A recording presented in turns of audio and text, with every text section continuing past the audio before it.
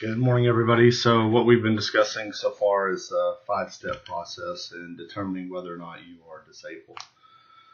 And just to quickly go back over them one more time, it's not so much that you have a physical or mental impairment that keeps you from working. You've got to satisfy all 5 steps in order to be considered disabled. The first one is that you're not engaging in substantial gainful activity. What that boils down to is that you are not engaging in work that pays you over a certain amount. There's a threshold amount the Social Security Administration will look to. If you go above that amount, even though you may be in severe pain, unable to walk, stand, etc., if you're making over that amount, then Social Security automatically assumes, there's an automatic assumption that you are not disabled. So that's step 1. Step 2 is that your condition is severe. Okay, so remember again what the severity requirement is for filing for Social Security disability.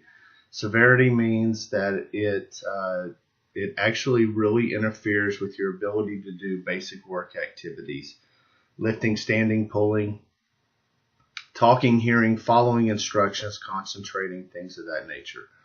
So that means that if you are having these issues with your condition, they're producing these symptoms and they're interrupting these basic work activities, the ability to do basic work activities then your condition is severe. Step 3 is, does your case meet a medical listing? And by a medical listing, what we mean is that Social Security puts out a number of different listings and descriptions for every disease, just about every disease.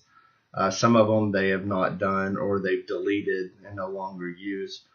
If your condition meets these, then if you've satisfied step 1 and 2, especially the duration requirement, the severity, but there's a duration requirement that we also discussed about, that your condition's got to last more than 5 months. It's likely to last at least 12 months or result in your death.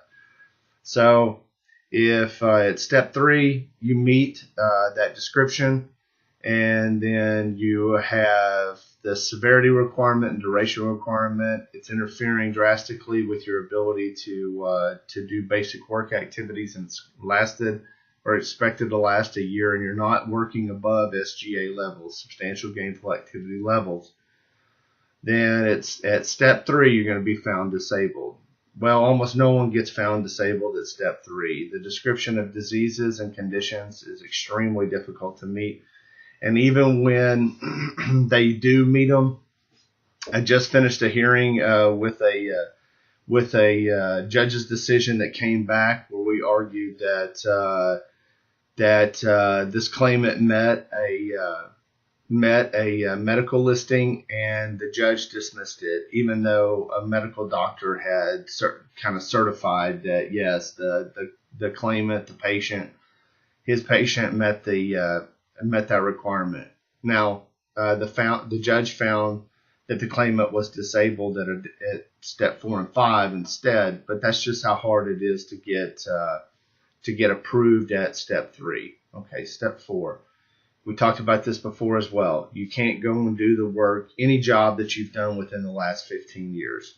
So in order to determine that, the judge at the hearing level or the adjudicator at the Social Security disability level, the first 2 levels, initial claim and reconsideration, determines your RFC, your residual functional capacity. And I know we're going back through this really fast, but it's on prior videos. So the Social Security has to determine your residual functional capacity, and for that, it determines whether or not you're capable of only doing sedentary work where you're sitting out of 8 hours a day, light work, medium, heavy, extra heavy. Okay. So the residual functional capacity is the maximum amount that you're capable of doing in an 8-hour work day. Okay, how much the most weight you can lift, and how frequent, what's the weight that you can frequently lift. Okay, those are just examples for physical requirements for the residual functional capacity, the RFC. Okay. So let's say that Social Security has now determined that you, number 1, are not engaging in substantial gainful activity. You're not even working. Okay. Number 2, your condition is severe. It's severe because it's already lasted 12 months. Okay. And it interferes with your ability to walk, stand, things of that nature. You have to lie down during the day, things like that. Okay. It does not meet step 3 because no one ever does typically. So it doesn't meet step 3. Boom, you hit step 4. Social Security says, well, he or she can't go back and do any job that he or she has done in the last 15 years. Okay, so now step 5. All right, step 5 is, well, if you can't do the work that you used to do, can you do some other kind of work? And let me tell you something right now. Social Security is very ingenious in coming up with some pretty ridiculous jobs, like an almond blancher. If you even know what an almond blancher is, kudos to you, because I have no idea what an almond blancher is. The one that comes up a lot is that you can sit in a chair and monitor security cameras during the day. They love to use that one. The other one that they like, if they believe you have the ability to do light work, then you could be a house cleaner. Okay, those are just some typical jobs that oftentimes they come up with. All right. So at step 5, can you do any other type of job? Well, what Social Security does is it again takes in your RFC, your residual functional capacity, but now it looks to your age, your education, and any other transferable work skills that you've earned you've acquired while working in those last 15 years. So I'll give you a good example. All right, so we've talked about in the past about somebody that worked at a desk job and a sedentary type position in an office position, okay? An office personnel position. But he also worked construction. So he could no longer do construction, but at step 4, Social Security determined, well, you can go back to that job. You can go back to that job and still work at that desk job, okay? All right. So at step 5, Social Security looks back at those last 15 years. And let's say that person had worked as a manager, managed 4 or 5 people during the day and hired and fired them, okay? And so Social Security deems that job is going to have transferable work skills. It's going to have management skills. It's going to have critical thinking skills. It's going to be able to, you're going to be able to run a computer, discipline an employee, things like that. So at step 5, can you do any other type of work? Well, Social Security says, well, back there when we looked at step 4, you had this job that which you were an office manager. Those are transferable work skills. So we're going to apply that to step 5, and we're going to say that, okay, you do have skills that allow you to readily enter into the national economy, to jobs in the national economy that Social Security thinks that you're able to do. Well, let me put it this way to you: if you're at that point, 95% of the time you're still going to be found not disabled at that point if you've got those transferable work skills. Okay, so what's the likely candidate that does really well at stage 5? Okay, age-wise, above the age of 50. As you get older, Social Security recognizes that there's fewer jobs in the national economy in which you'd be able to do. All right, somebody that was educated even 15, 20, 30 years ago, which is oftentimes the case, so they don't have these work skills to easily transition into full-time employment because if they received training at that time or a college education or a high school education, you didn't get computer skills, things like that back then.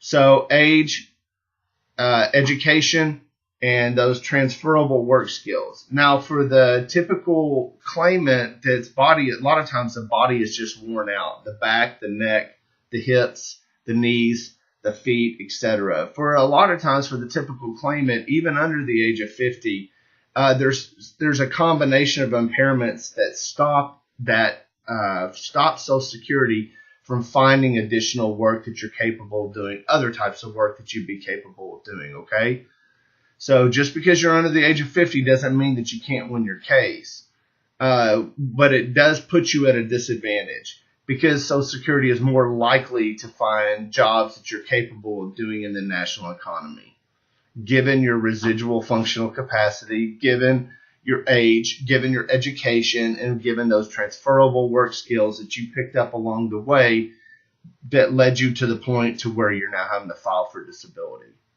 So quickly again, let's just review one last time, and then I'll move on to other topics. 5 steps just being found disabled. 5 steps, it can't get any more important than these 5. It's what everybody lives by. Social Security employees, Social Security attorneys, to understand if somebody is disabled. 1, not engaging in substantial gainful activity. That means you're not working full time. 2, your condition is both severe and it's lasting or expected to last at least 12 months or lead to your death. Step 3, you meet a medical listing. If you don't meet the medical listing, no big deal. You move on to step 4. Step 4, can you go back and do any job that you've done in the past within the last 15 years? That's called a relevant work history. If you can, you're screwed, man. You're not going to get disability. That's just the way it goes. Step 5, let's say you pass step 4, move on to step 5. Step 5 is always the biggie. You can't go and do some other type of work. If you can't go and do some other type of work, then you get to be found disabled if you at least satisfied step 1, 2, and 4. If you can find some other type of, or Social Security finds that you can do some other type of work, then you're going to get denied and you're going to be found not disabled. And if you know these 5 steps going into it, you can at least understand the process when you're getting denied, for example, at the initial application stage. You're saying, wow, I didn't think I was going to get denied. Well, look back and think through these 5 steps. And ask yourself, can I go back and do that job that I did 12 years ago? Maybe Social Security is considering that. Here's a hint, too, by the way. When you file for disability benefits, you have to fill out both a function report and a work history report. And when I do these with my clients, I tell them, look, we never want to lie. We never want to lie to the Social Security Administration. We never want to lie to, if you have to go to a hearing, you don't want to lie to the judge. You don't want to be a liar. That is paramount, okay? We don't want to give over false testimony. But when you do a work history report or a function report, which everybody has to do when you file for benefits, it's not a resume.